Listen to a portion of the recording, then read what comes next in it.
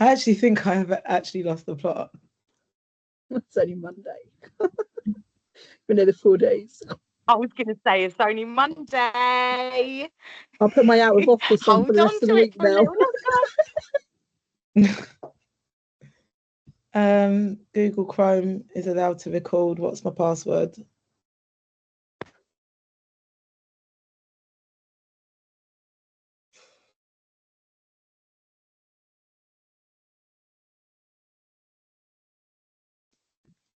Zoe, can you see if you can record for me, please? It is recording. But it's all right. I double checked for you. Teamwork makes the dream work. There you go. Recording and transcription started by Maloney Webb. Oh, it's the sharing that it doesn't want me to do. Oh, give me strength.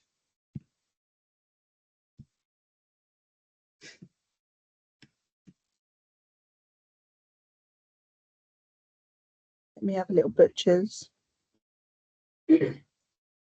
Joys of technology. Do you know what it is? For some reason, system recording only. What?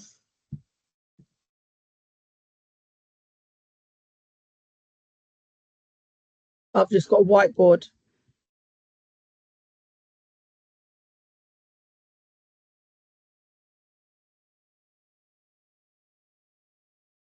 I could just see Zoe. It's only me. Did she go? I don't know if it's her teams. Did she leave? She's left. That means you've got to take over, Zoe.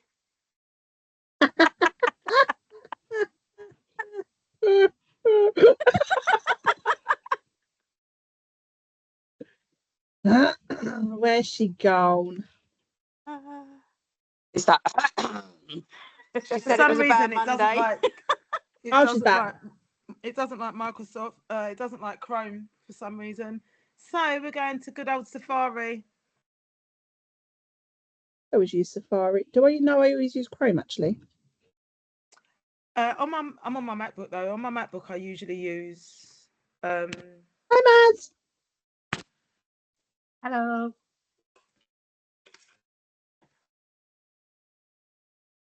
It's so weird. You know, you're like, come on, we've got things to do.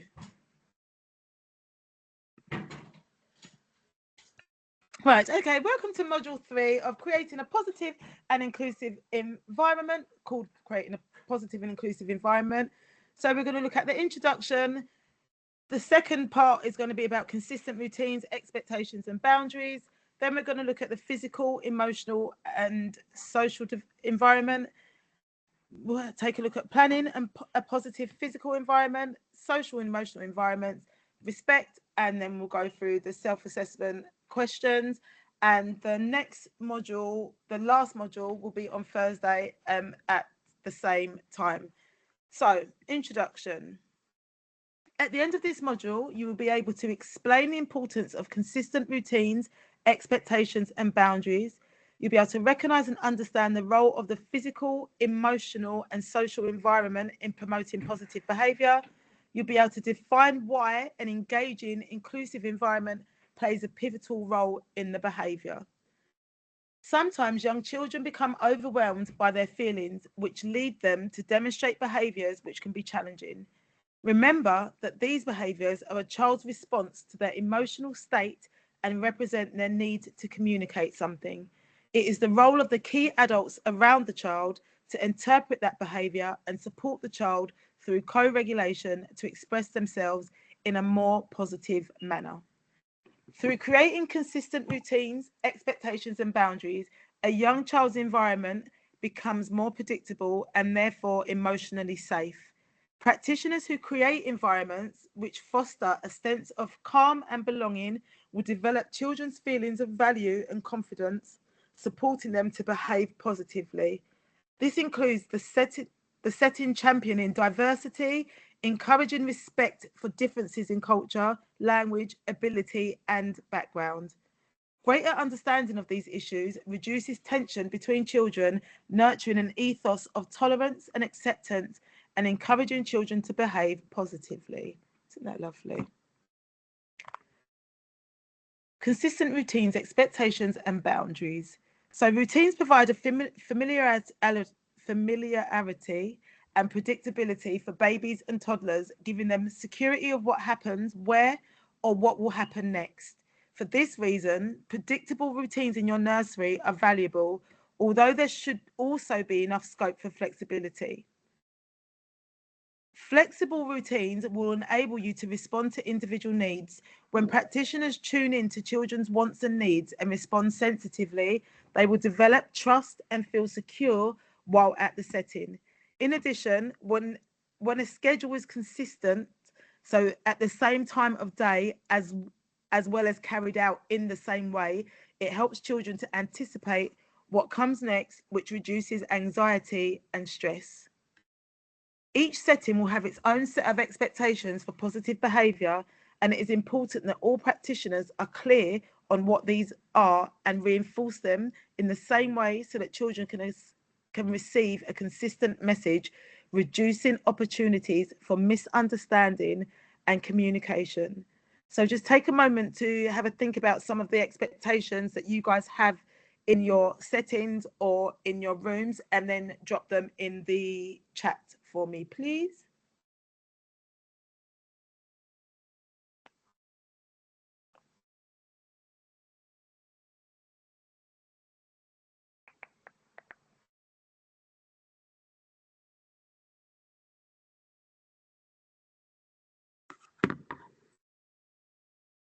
So I'm just opening up the chat.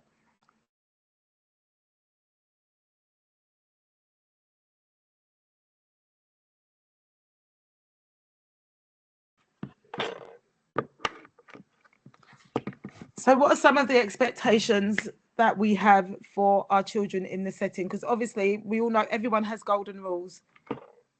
So maybe we can start there.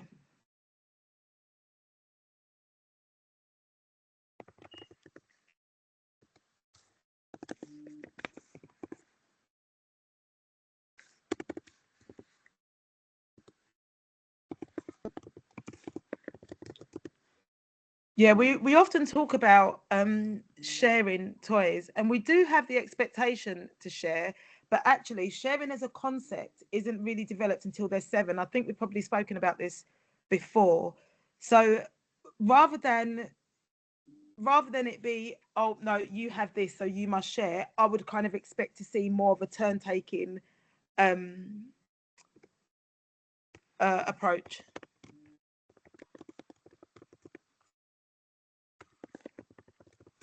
Walking feet. See how many times I've said that today?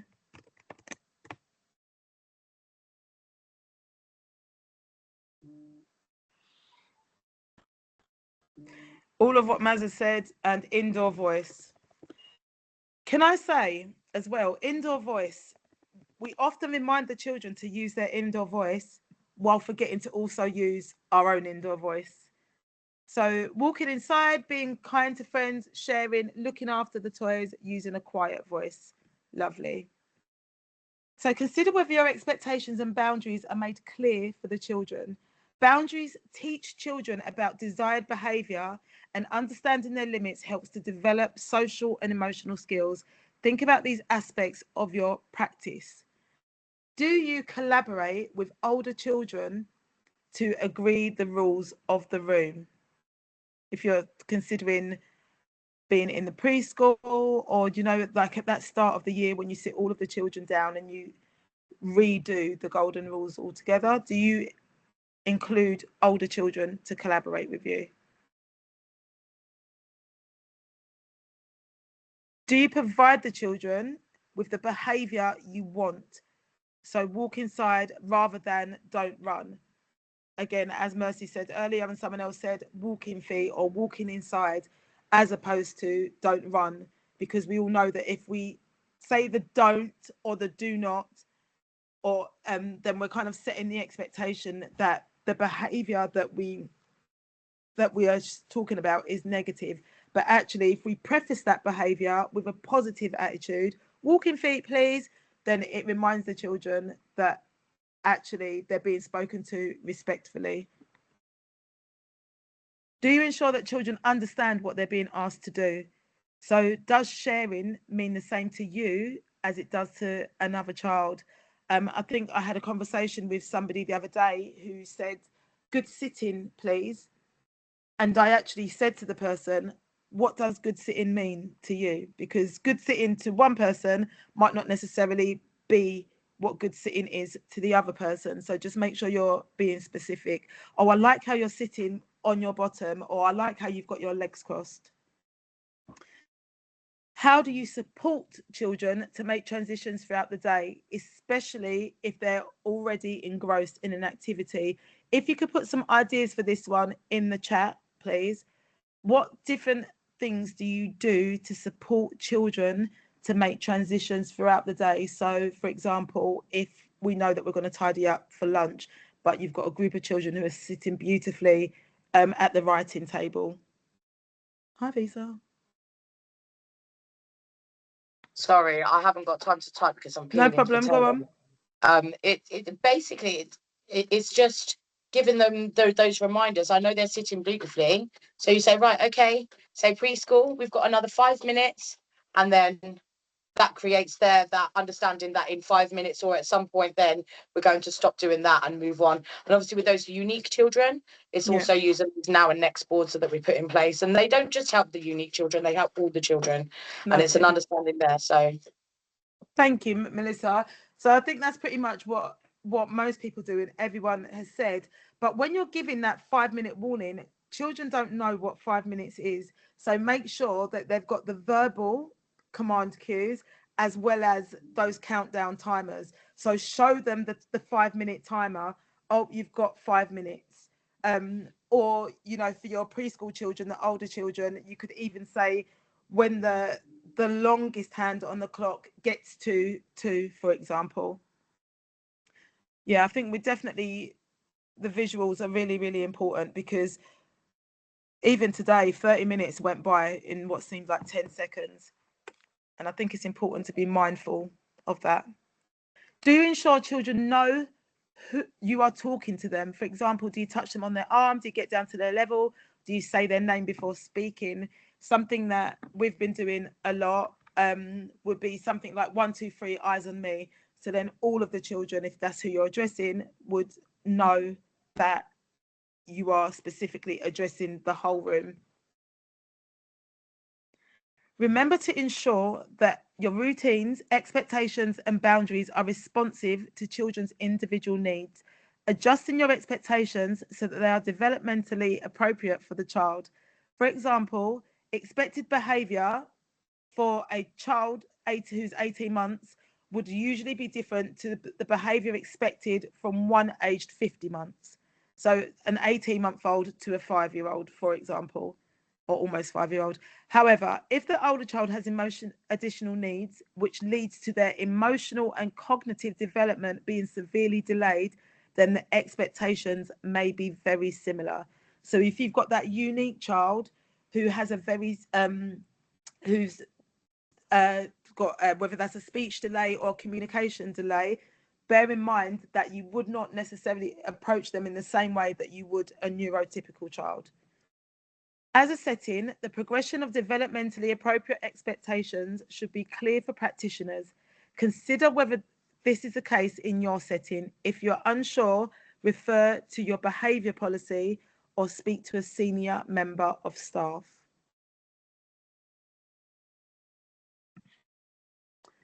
The physical, emotional, and social environment. So the way your indoor space is set up, that's a lovely room. The way your indoor space is set up and used can have a significant impact on both children and staff. It can determine the way they think, feel, behave, and play.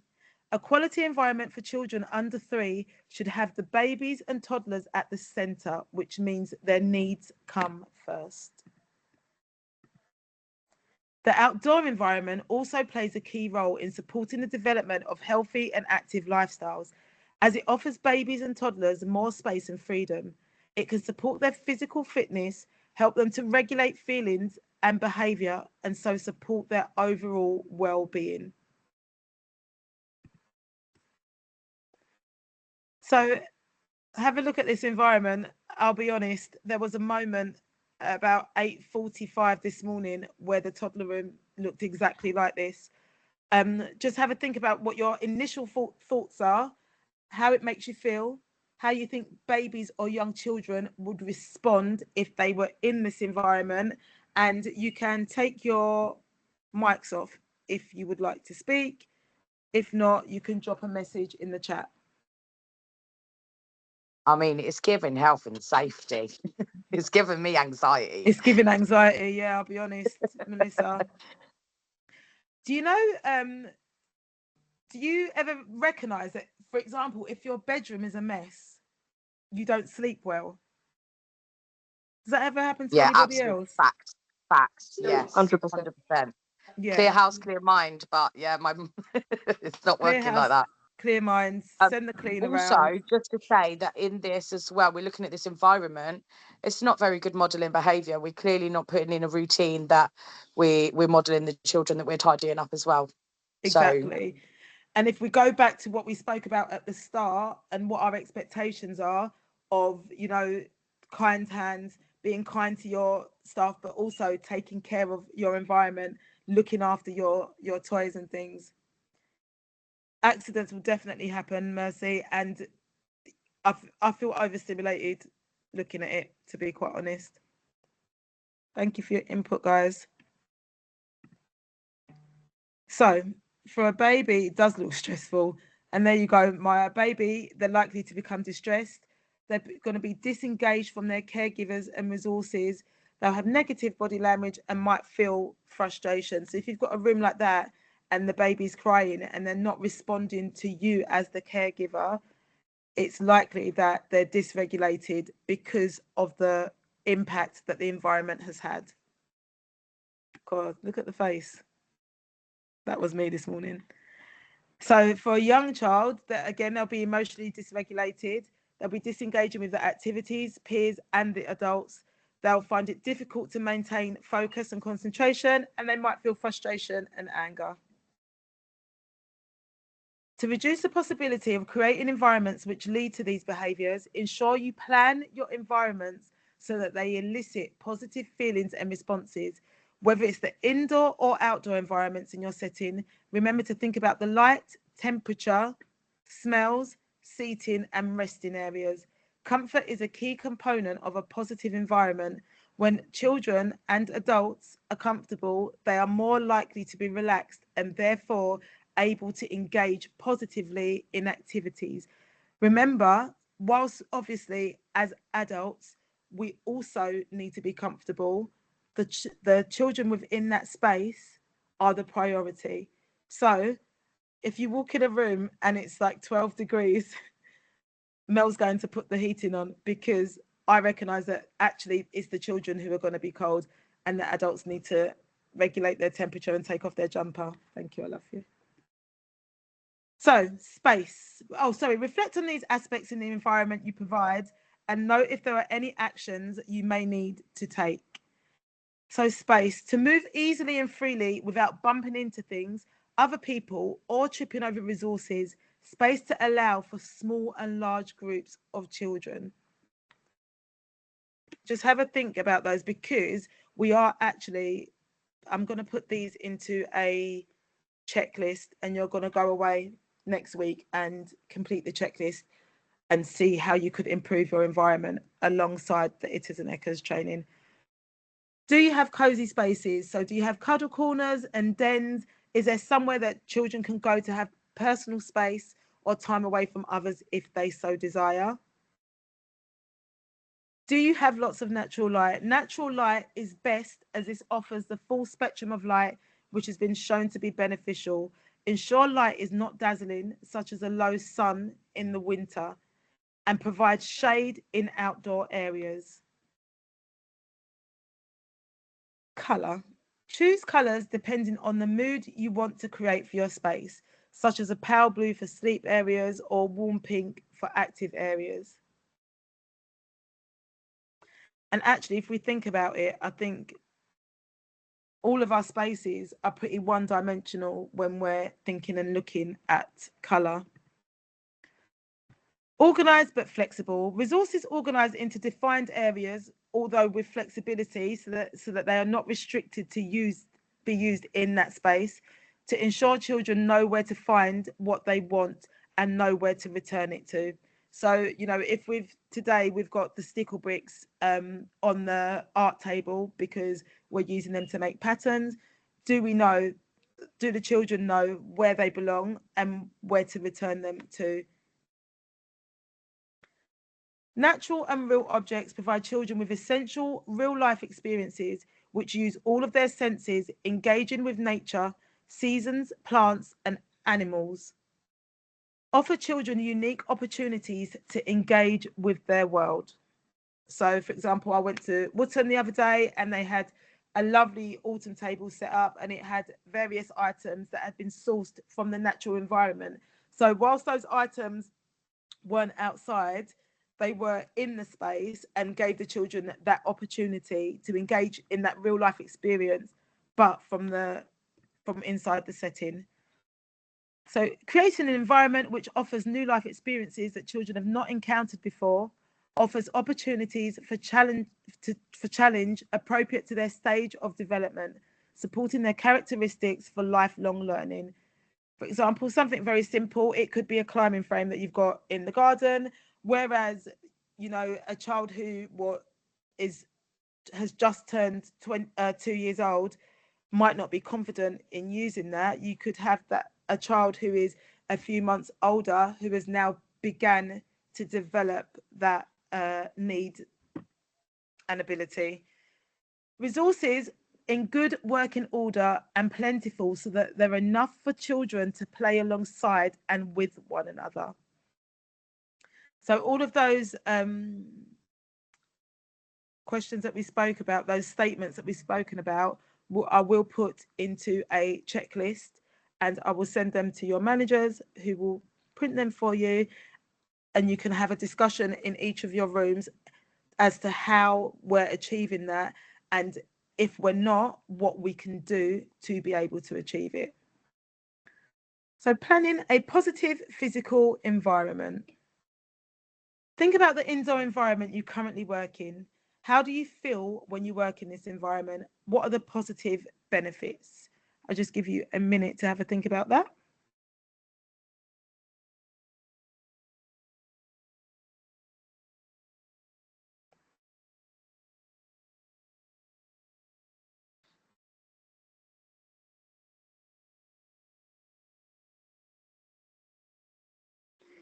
So are your environments physically calm? Do they include light, sounds, and smells to help children to organise their thoughts, play, and behaviours?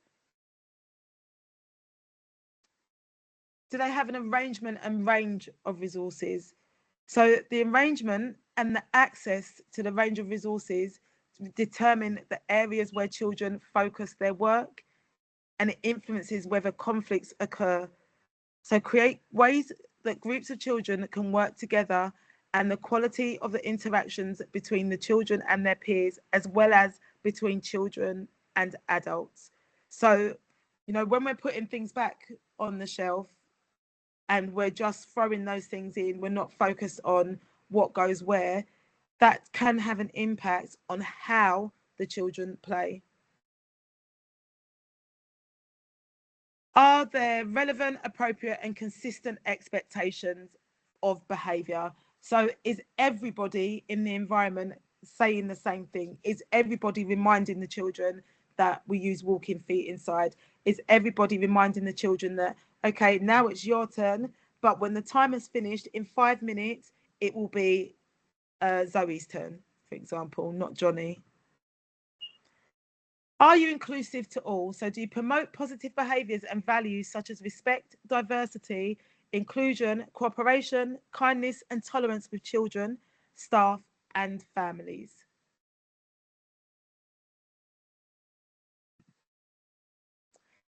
Think about your favourite place. You can close your eyes, guys, it's okay. Think about your favourite place and imagine yourself there right now. How do you feel as you think about it.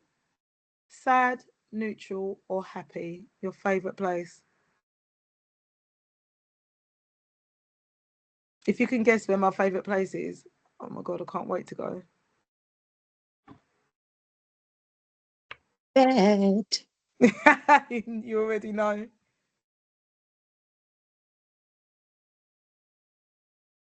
As I've gotten older, it's definitely bed is my favourite place. So we'll click happy. We want children to experience a nursery setting as emotionally and socially safe and secure, as this will create the optimum conditions for their well-being and learning. Emotional well-being is the first necessity for successful learning, and adults who respect children's feelings, show empathy, and support children to manage their feelings are helping to lay the foundations for development and learning. And that statement is from the Birth to Five Matters. Psychotherapist Juliet Neal Hall suggests that there are 10 key emotional needs that all human beings have. Try and think what these might be and add them to the text box below. So if you would like to jump on and speak, feel free to unmute yourself. If not, just put some ideas in the chat. What are the 10 key emotional needs that all human beings have?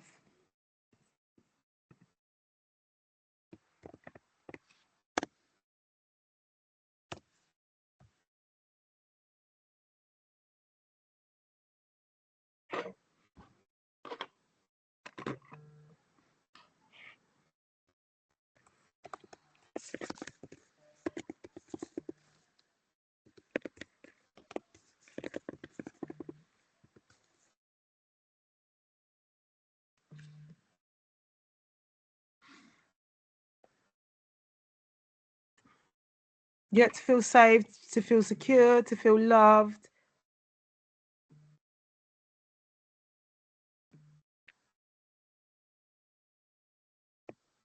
Attention. Wendy, when you say tired, is that a need, or the need? I guess the need would be how you support the tiredness.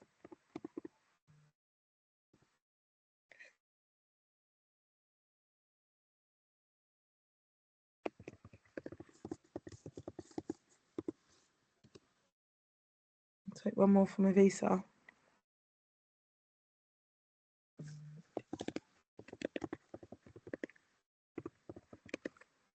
And feel love, definitely. Thank you very much. Respected, that's a lovely one. So attention, acceptance, appreciation, encouragement, affection, support, comfort, approval, security, and respect. I think we pretty much covered, but this one, acceptance, that's actually a really huge one, because even if you think about us as adults, we all want to feel accepted, whether that's by your colleagues, your peers, your friends. You all know what that feeling is like, and you all know what it feels like to not feel accepted or even appreciated. Okay, so we're going to match the descriptions to the correct aspects. We'll use numbers again, but have a think about how you might meet the emotional needs. So treat as an individual active listening, tolerance, and politeness. Is that giving them attention? Is that acceptance? Is that appreciation? Is that showing encouragement or affection or support or comfort or approval, security, respect? If anyone wants to take their mic off and answer, that'll be fine too.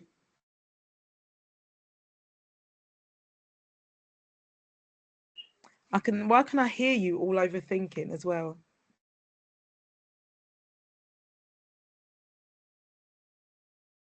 I'd say it was acceptance.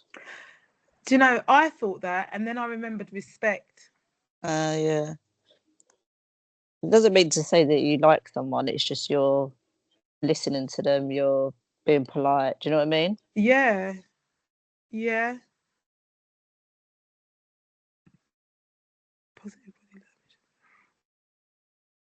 Someone said respect. Yeah, I think let's try respect and we'll go through. And if we want to change them, then we can. So showing positive body language, motivational language, help and sensitive support where needed. Would that be attention, acceptance, appreciation, encouragement, affection, support, comfort, approval, security, and respect?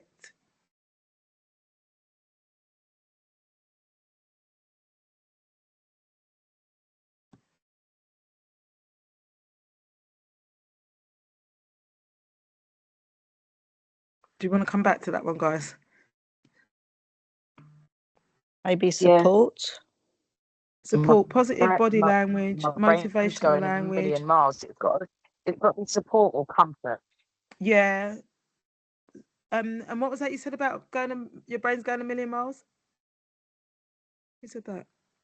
Yeah, because these questions, it could be one of three or every time. It's just like wiggling it around, and by the time we get down to the fifth question, we've realised the first one's might not be the right answer. Yeah. But it's good. I think it's really useful to give us that opportunity to actually think a little bit more deeply about our responses, because actually when we're giving positive body language, motivational language, help and sensitive support, what is it that we're offering that child?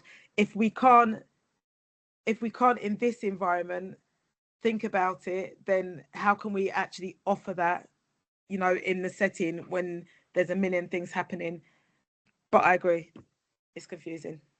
So positive motivational language, help and support. This one says sensitive support. This one just says help and support. Attention. I've got encouragement. Encouragement. Okay. Supportive affirmation, encouragement, and celebrating. I don't know. That's definitely encouragement. I don't know if it is. I mean, it's got encouragement in the actual phrase. So is it actually going to be encouragement?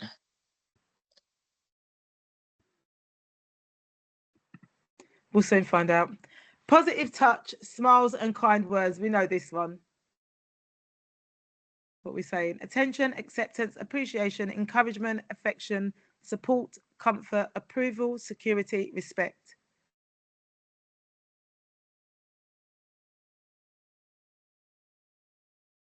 Affection, positive touch, smiles, and kind words. I'm thinking this one actually might be respect, So value children's thoughts, ideas, offer meaningful praise, engage in personal interactions. Respect.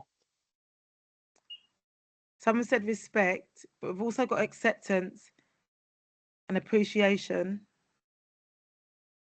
Because remember, we're valuing their thoughts, their ideas, but we're also offering that meaningful praise.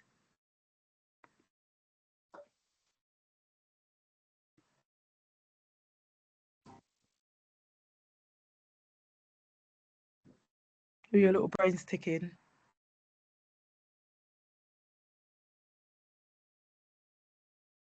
I think I would consider that to be appreciation, because of the aspect of offering the meaningful praise. Like, oh wow, well done, I really love that you did that. Or is it then approval?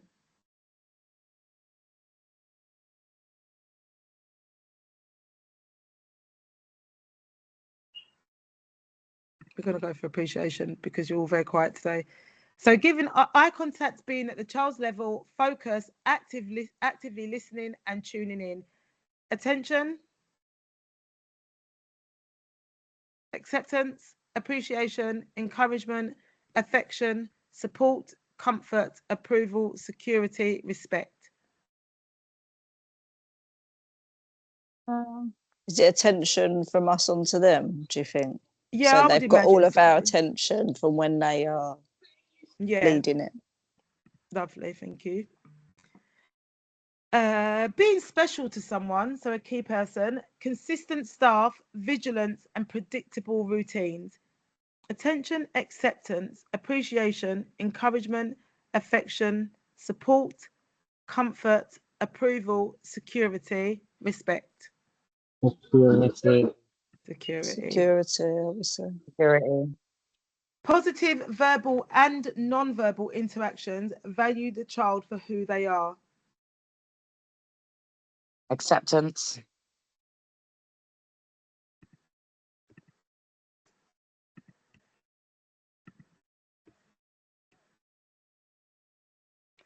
So we have the first one, treat as an individual, active listening, tolerance, politeness is showing respect. Using positive body language, motivational language, help and sensitive support where needed. Oh, we were right, it was encouragement. Being positive, motivational language and giving help and support is support. Supportive affirmation, encouragement and celebrating is showing approval. Positive touch, smiles, kind words is affection. Valuing children's thoughts and ideas, offering meaningful praise, engaging personal interactions shows appreciation. Eye contact, being at their level, focus and actively listening is attention. Being special to somebody and being consistent, vigilant and showing predictable routines gives security. And last but not least, positive verbal and non-verbal interactions value who the child is for who they are is acceptance. I actually think it was only one out, so well done. I think it's really good to actually have that conversation and think about it, because I know that when you're in the moment and doing those things, you don't always recognize it as a label. So think about your setting and identify any of those aspects which you feel are strengths in your provision for children, and note any that you may feel need further consideration. So we'll first look at areas of strength within the setting when we think about these aspects. Sorry, Mel, I'm not listening. Of course I'm listening, but I can't actually see the screen. It's really blurry. Is that same for everybody else or just me? Possibly because my camera for some reason is blurry as well, but I can. Yeah, same. Oh, sorry. So if we just think about our setting, what are the strengths? So your strength might be that your routines are very consistent and the relationships are consistent within the setting. So you know that there's a high security within your setting. It could be that your children are consistently getting those positive interactions. So acceptance might be a strength within your setting.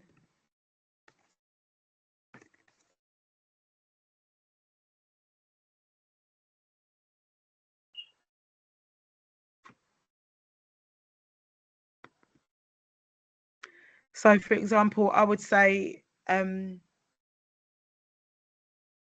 being special to someone, having a key person, consistent staff, people being vigilant and making sure that the routines are predictable is a strength at Happy, because those kids then feel that security.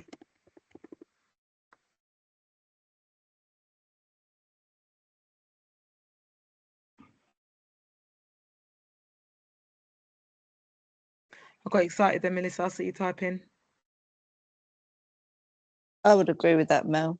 I feel like we have quite high communication as well. Yeah, definitely. And that communication, I think, between the staff and the parents, I think is what helps to support all of these things that we've already spoken about. Yeah, relationships with parents, relationships with each other, I think is key. It's key to that consistency, isn't it?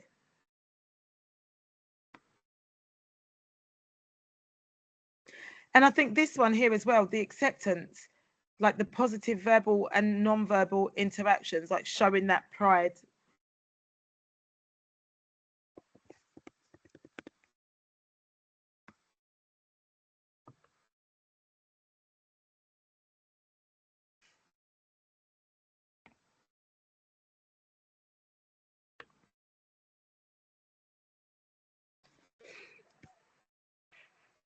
Sorry, doing too many things at once.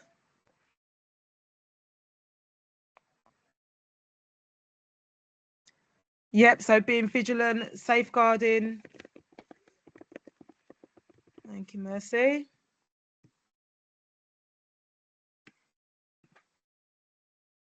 So let's have a look. What would areas of development be? What would be some good areas of development?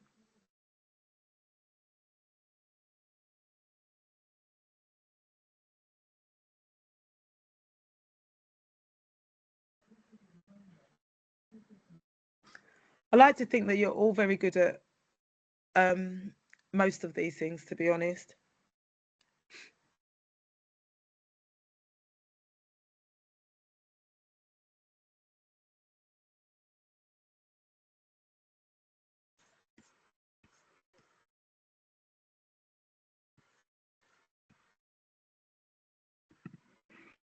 For me, when we spoke about the environment earlier, I think planning plays a key role, because if they don't have that engagement from the activities, I think already everything else becomes harder. So it makes those positive interactions a little bit more difficult, because we haven't provided a well planned and a well thought out day to keep children engaged. Gonna move on. So inclusive practice is underpinned by the shared value of respect. Practitioners, other staff, children and their families should demonstrate respect towards each other every day, with everyone feeling valued for their contributions and for who they are. Children who feel valued are more likely to behave in a positive manner. The environment is more likely to feel safe and secure, so feelings of upset and distress will be reduced. Have a think about how you demonstrate that value yourself, for the children and their families and colleagues. I'm going to read that again for you. So inclusive practice is underpinned by the shared value of respect. Practitioners, other staff, children and their families should demonstrate respect towards each other every day, with everyone feeling valued for their contributions and for who they are. Children who feel valued are more likely to behave in a positive manner. Their environment is more likely to feel safe and secure, and so feelings of upset or distress will be reduced. How do you demonstrate that you value yourself, the children, their families, and their colleagues?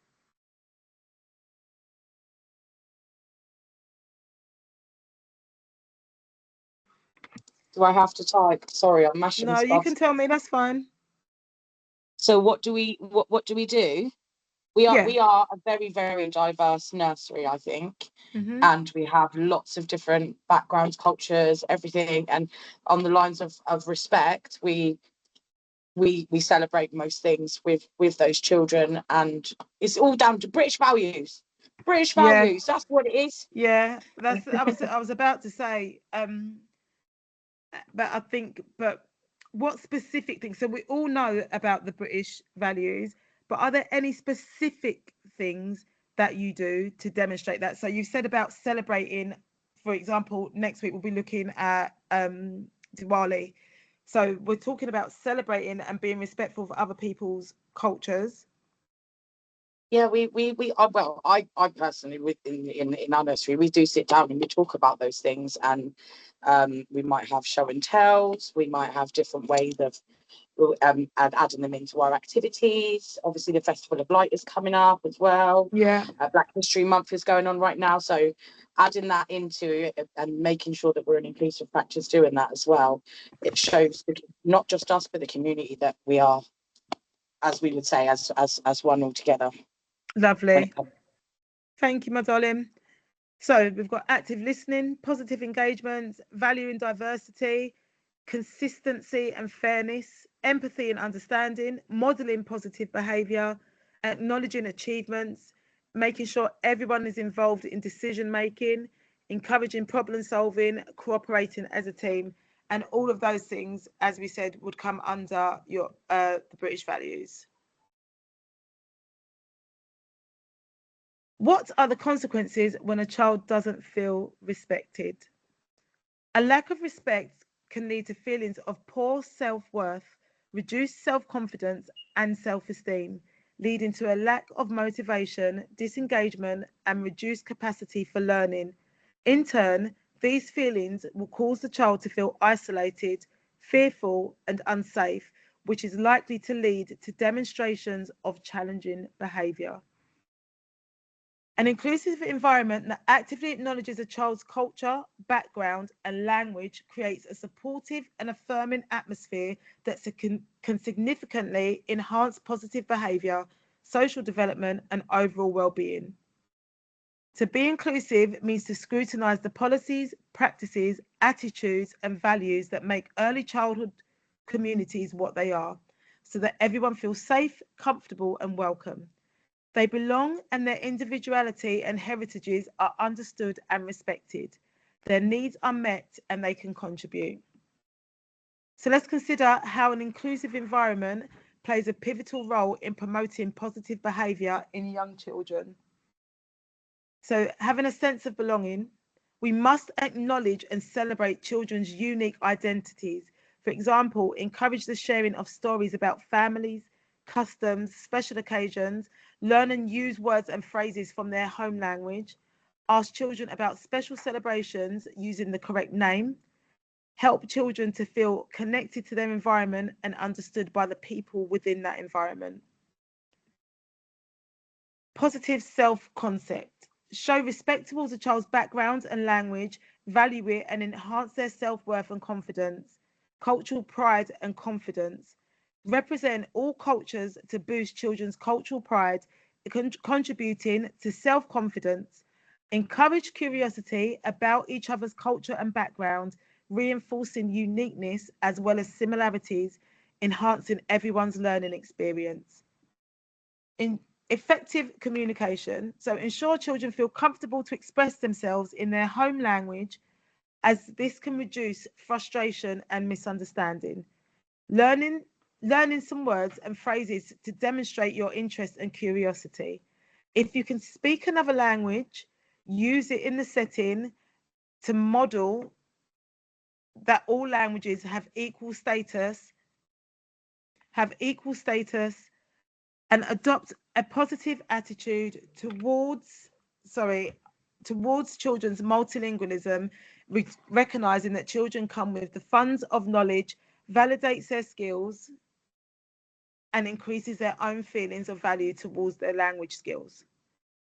Promotion of diversity and inclusion values.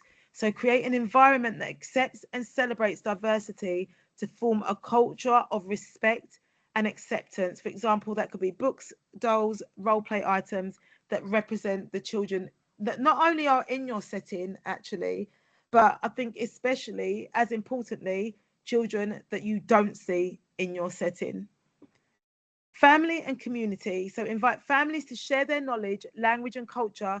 By demonstrating that you value their contributions, they are more likely to engage with the setting regarding their child's education, creating a supportive network and exchange between home life and nursery life. So very quickly, just consider how your setting is towards children and families and make a note of any areas where you think the setting could develop further strategies or support. I'll give you a minute to do that.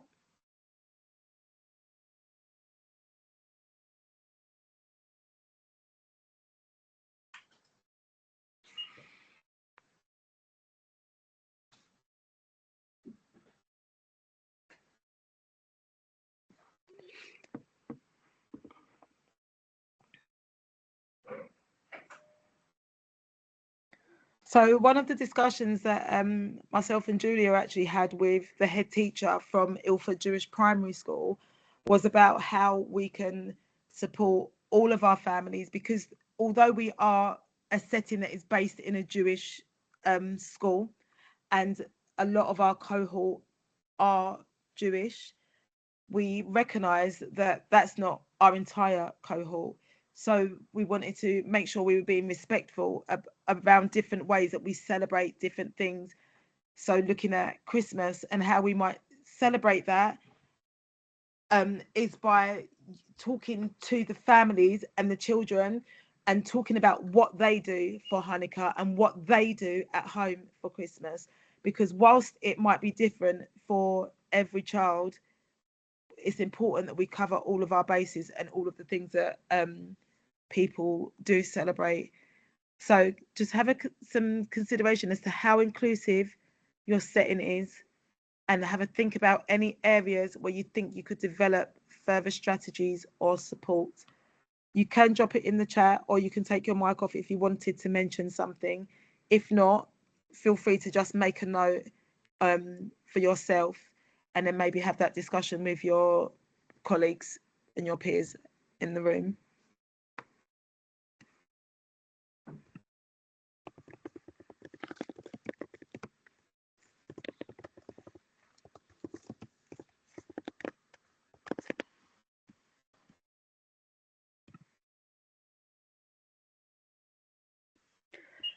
As a team, you can work together to build positive behaviour strategies and ensure consistency for the babies and young children in your setting. It's essential that staff feel supported and can talk about all of the difficulties some behaviour can cause. It is natural to find some behaviour challenging, and we naturally have an emotional response to this. It doesn't mean that you can't do your job. It just means you need a support system in place to help you grow and develop your confidence when dealing with incidents of behaviour that you find challenging. And I think, as I think about some of the new children that we've had coming into the setting in the last 6 weeks, in this first half of the term, I think every child is so different. And I'm sure you all try different techniques, and sometimes they just don't necessarily work. So that's when, you know, it's important that you speak to your Senkos, you speak to your room leaders or your managers to get that extra support.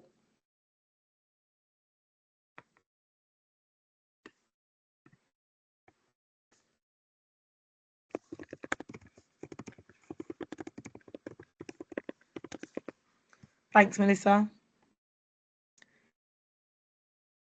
So just have a think about, I'm not going to ask you to put this in the chat. I will ask you to have a think about it and make a note of it. If there is something that anyone does want to respond, say in response to this question, then feel free to take your mic off. If not, make a mental note of it, and then we'll talk about in the last module how we can approach those situations with the rest of our team. So do you currently feel supported by your team? If not, what could you put in place to develop this support and teamwork? Just have a think for a minute. If you want to speak, you can.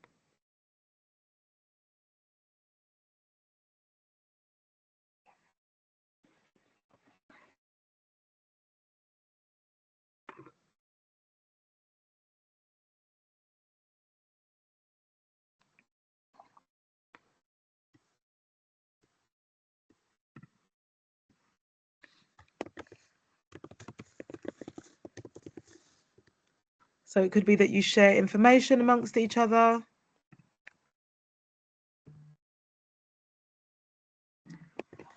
For me, I think at Happy, our staff team, they're very candid. You know, we tend not to beat around the bush, one, because we don't have time for the drama, but also because that allows us to be direct. And then with that directness, it means that we can take action. And I think action is the key. Communication is key, and being transparent as well. Yeah.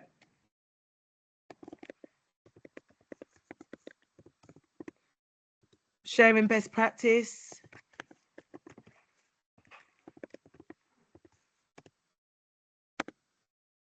And I think also, you know, just being able to say to somebody, do you know what, I really liked when you did that thing. I think that shows an immense amount of support, that little bit of praise.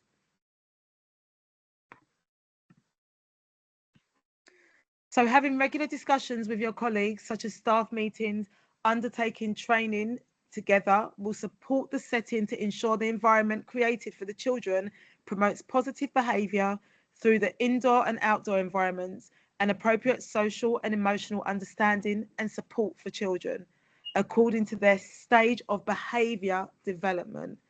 So please do remember that we're looking at the child's behaviour development, not necessarily where they are overall, but where their behaviour is. So some strategies that you might want to use are sharing best practice, sharing advice and ideas, building knowledge and experience through training, peer observations or coaching, helping individual practitioners explore and acknowledge their own feelings around specific types of behaviour and understand how others have learned to manage these types of incidents professionally, such as through supervisions. And I think also something that we do, and even as managers, we often do this in our managers' meetings, is taking that time to reflect, to have those conversations with one another so that we can share ideas.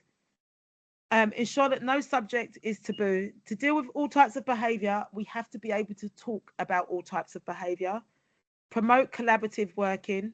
Regularly review your behaviour policy to ensure all staff are familiar with your approach to support consistency and supporting staff well-being.